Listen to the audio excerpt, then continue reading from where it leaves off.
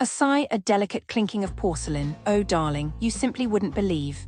It's one of those tales, isn't it? The kind that unfolds with all the dreadful inevitability of, well, a badly arranged bouquet. I feel compelled to share, though. It's cathartic, I suppose, like meticulously cataloguing the decay of a perfectly good dream. You see, I've always held hotels to a certain standard. It's not mere extravagance, truly. It's about respecting the fragile architecture of a weary soul. The smallest detail, the precise temperature of the water, the thread count of the linen, it all contributes to a sort of intangible sanctuary. And the Radisson Hotel Colombo, darling, it dismantled that sanctuary piece by agonizing peace. Just the thought of it, it makes my Ceylon tea taste faintly of ash. I feel judging humans is something you will always lose. Everyone has their reasons, but with places there are no excuses.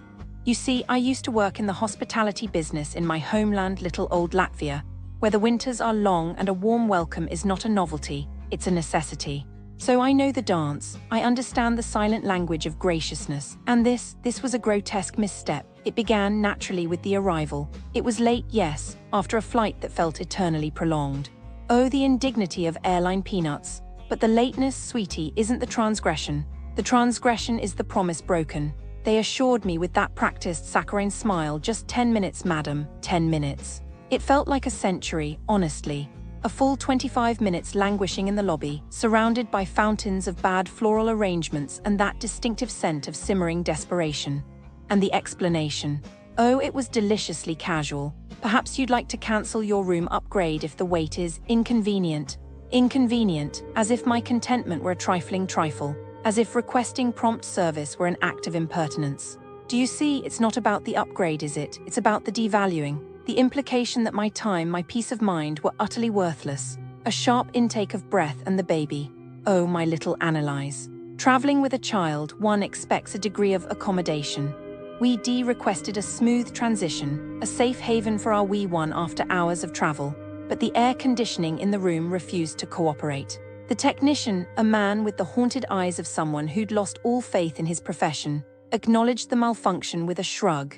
A shrug. He equivocated, he prevaricated, he danced around the truth like a moth around a flickering flame.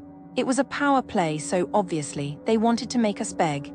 Can you imagine, bargaining for a basic human necessity, a comfortable temperature while your child sleeps? After a torturous back and forth, after a small altercation, they offered a room change. At 12:40 a.m., when Annalise was already nestled, finally, in a semi-lucid sleep. One does not simply uproot a sleeping infant for the sake of bureaucratic convenience. Darling, it's barbaric. And the milk. The milk. 3 separate calls between 9:30 and 10:30 p.m., pleading for a simple cup of warm milk for my little one.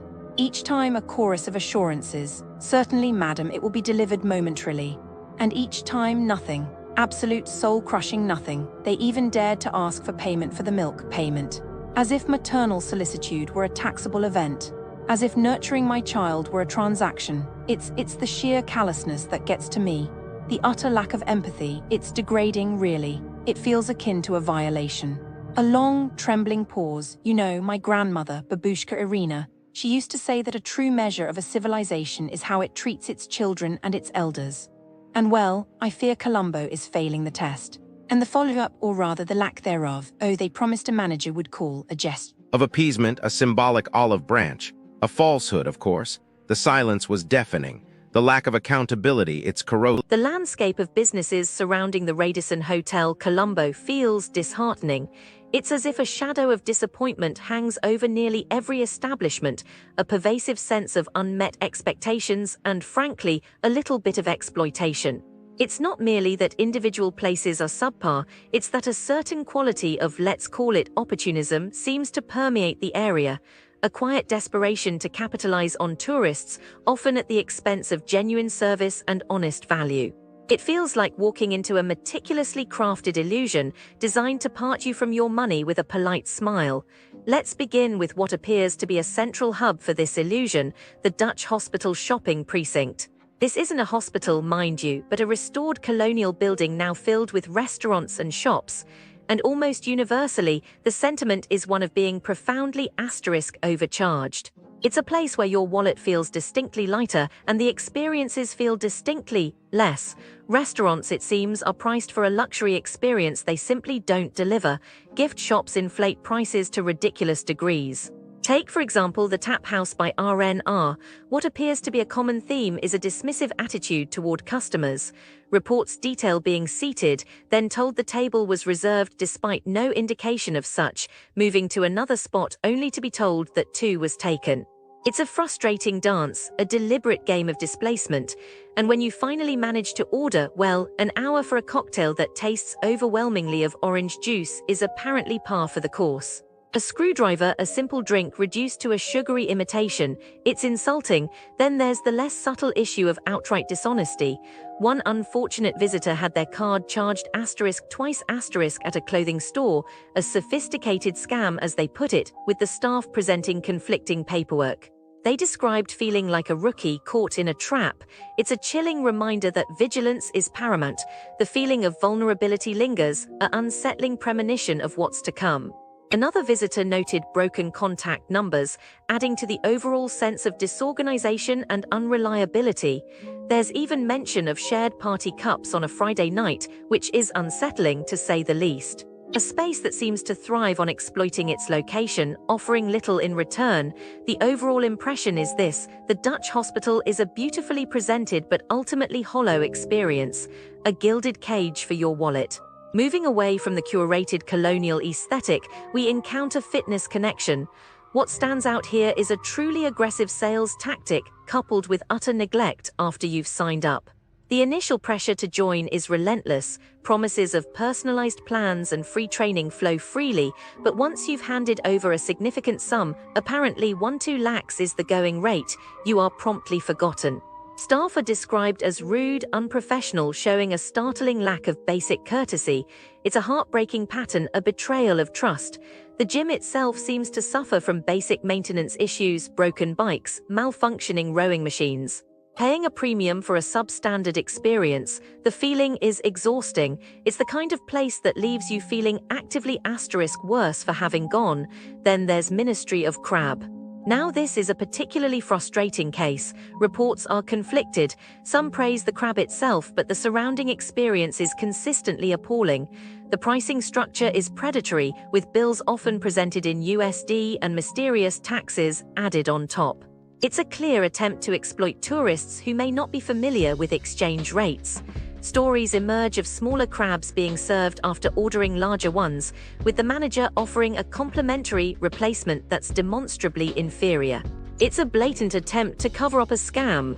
And then there are the reports of food poisoning, a genuinely terrifying prospect.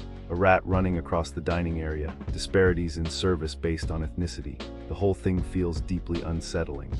It's a restaurant that seems to prioritize profit over basic human decency, a deceptive paradise. The taste of crab seems almost secondary to the taste of being exploited. We also have Club Colombo.